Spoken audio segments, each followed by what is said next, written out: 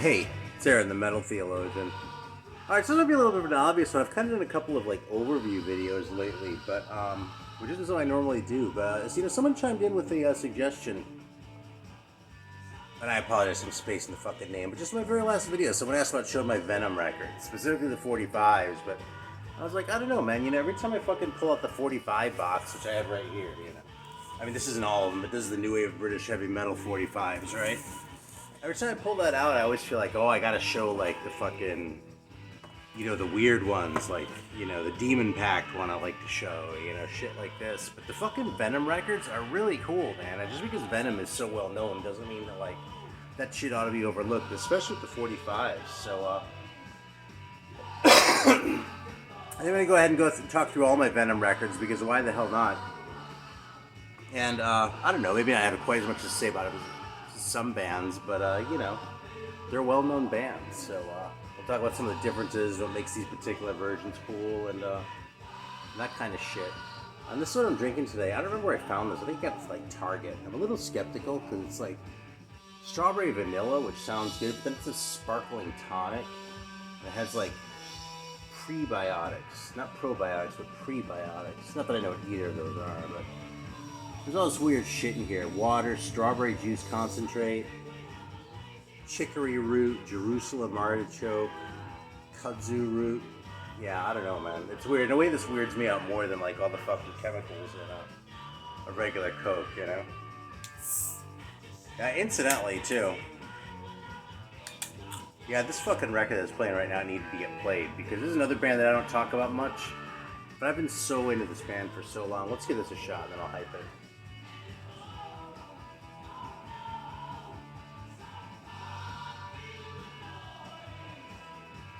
Okay, this is not that sweet, but it's actually pretty tasty. It's more flowery than I expected it to be.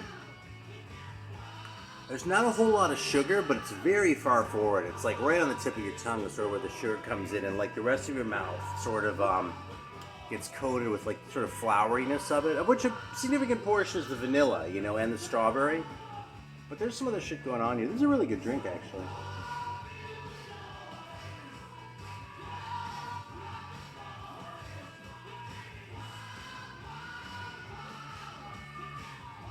Yeah, it's pretty good. Actually, I should show you something else. I was thinking about doing a fucking little, like, feature on this shit, but, I kind of lost my nerve because it's just so fucked up. Check this shit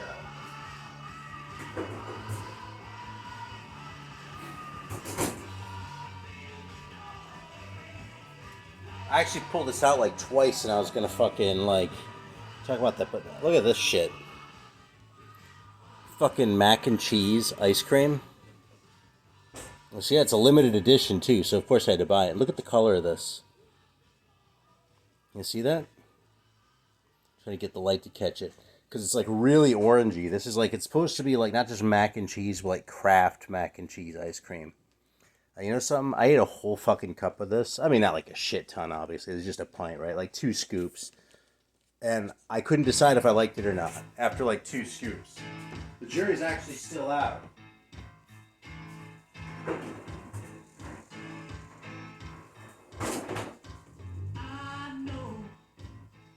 Yeah, and this is the Metal Theologian channel where we say we're going to talk about Venom, then we actually talk about bullshit like macaroni and cheese ice cream. That shit. Yeah, I'm not kidding. I spent like 20 minutes like eating it and like thinking about, do I like this or not, and I'm still not sure. It's definitely like you taste sort of the fattiness in it, like the richness of the sort of the fat, but it's not really very dairy-y in the sort of way you'd expect. Not just from a mac, but from the fact that it's a fucking ice cream, And then like you can taste there's a lot of sugar in there, but it doesn't taste really sweet. It tastes more like it fills your mouth up in a way and sort of coats it than like actually is sweet. But it doesn't really taste like pasta at all. It just tastes kind of heavy, but not like gelato heavy, like sort of like pasta heavy, but without tasting like pasta. It's a weird fucking ice cream, man. If you want to eat a weird ice cream, try that fucking Mac ice cream. But it's not like great, okay? This is also not like great, but it's very drinkable and tasty. And if I were at your house and you offered me one of these, I'd be like, yeah, I'll take one, man, thanks. No second thoughts. Alright, so the other band we're hyping today is Slade, man. And Slade made a lot of records. But this one, I actually got this at a local shop today because they had $5 on it. It had been sitting there, and I was like, fuck you, I'm gonna give that thing a good home. My original copy I bought for $2 in high school, and it's kind of beat. I've been playing it ever since, man. Fucking every song on this record is so great. You know, I mean, I got it because I wanted to, it's so long ago, I wanted to hear the original version of Come On Feel the Noise, right? And that's a great song. I'm not going to be like, oh, well, ignore the hit. But no, it's all great, you know? So I'm just going to let this fucking run while we talk about a little bit of Venom. And hopefully there won't be an ad running on this video, but I guess we'll see. So what should I do first? I guess we'll talk about the LPs. So one should be interesting ones. So this is sort of the epilogue from last time, I think. So this is the most recent arrival because this one just came from Eric Weinbender, but I just showed this in the last video.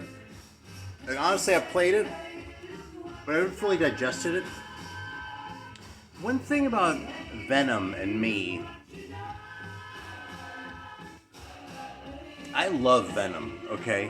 But the Venom that I really love is kind of a small fraction of like the whole Venom career. You know what I mean? So it's like, the first two albums I think are godly, and I think there's some cool shit on like the next couple, but you know, like At War with Satan I don't think is as great as that too, and Possessed, we can get to there when we get there, but a lot of times I feel like when it comes to like, these live packages, they won't necessarily pick their best songs. Like you never see like 1,000 Days in Sodom, which is one of my favorites, or like Angel Dust and shit. You do see like, I mean the song Black Metal, honestly, I think is way overplayed from their catalog. I mean, it's hard to call anything by Venom overrated.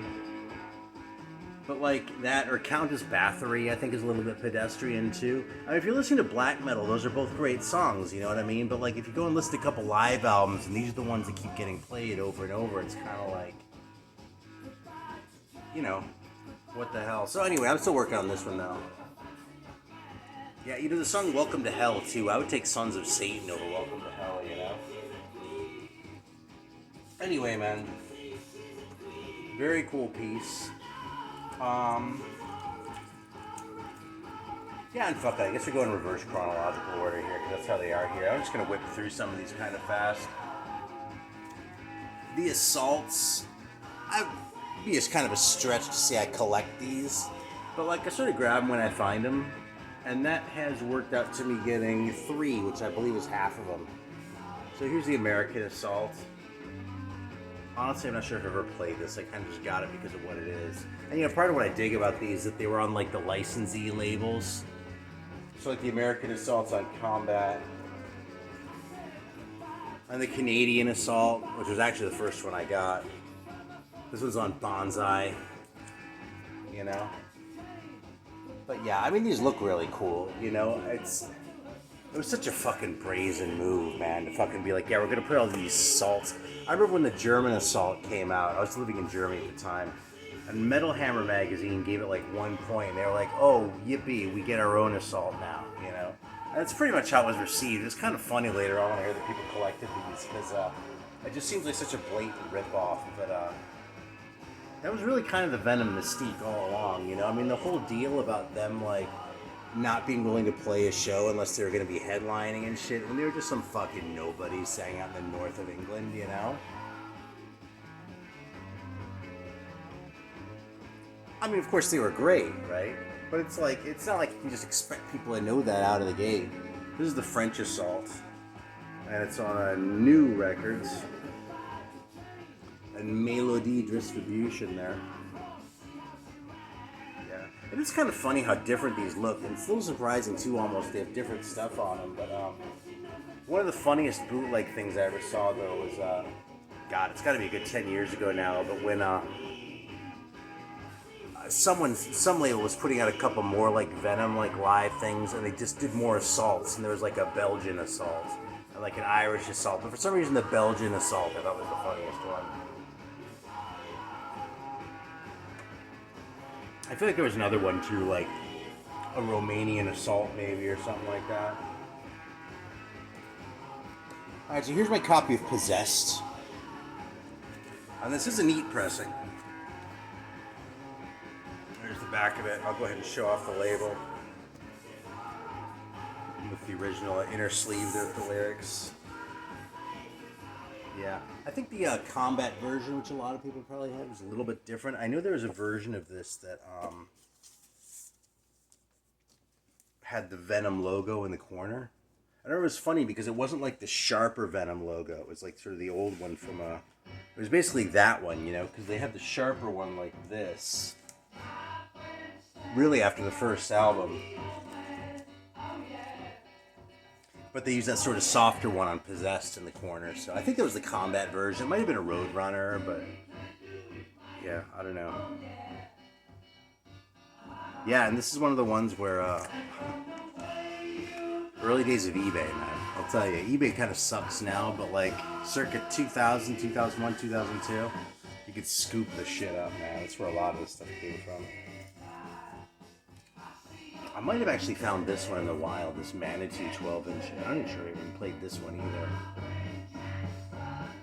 But Manitou's a cool song, you know. I don't know if it's really all that fitting for Venom specifically, but it works okay. I mean, what a weird cover, you know. I'm trying to figure out if that's actually like Kronos sitting there as opposed to, you know, an American Indian or something. There's the neat label. The B-sides Women and Dead of the Night. Yeah. So that's a cool 12-inch. And then, I'm trying to remember where I found this one, man. I feel like I found this one in the wild somewhere, but I don't know. I just feel like I'm whipping through these real fast, but everyone knows Venom. You know, if you don't know any of these songs, go fucking listen to it on YouTube, you know. This one I'm pretty sure I got at Amoeba San Francisco, actually. This is my copy of the Warhead 12-inch. And I actually really like the song Warhead, you know. This is sort of like... I heard that when I got into Venom, I got into the first two, and I checked out At War with Satan, and I thought it was a lot weaker. And then later on I heard Warhead, and I was like, well, I guess post-black metal Venom wasn't all just crap. You know, there's got to be more to investigate there, so... we'll do that. I believe this is a need as well. Yeah. There it is. It has that custom label on the other side.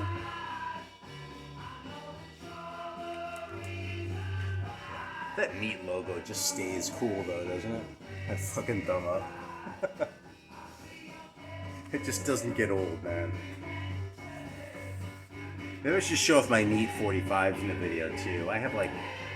I don't know the first couple, because like the first couple weren't metal, right? There's like one by, I want to say Motorway and Janie McKenzie were the first two. And then the first real one, which I mean, of course, the first metal one was Tygers of Pantang, I'm pretty sure.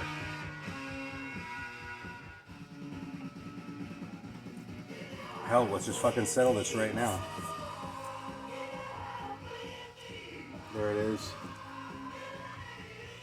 Neat 03. So yeah, I remember correctly.